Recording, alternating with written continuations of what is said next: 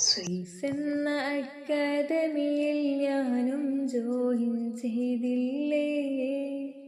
അറബിക്ക് calligraphy പഠിച്ചു തുടക്കമായില്ലേ.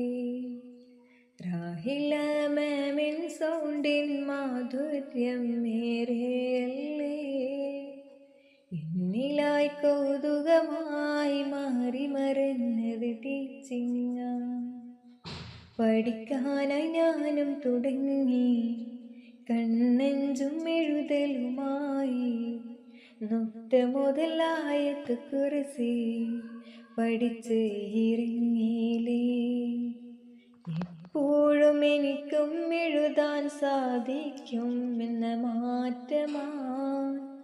ഒരുപാട് നന്ദി അറിയിക്കാനെന്നും സ്വീറ്റ്സിനോടു ഞാൻ. സ്വീറ്റ്സ് എന്ന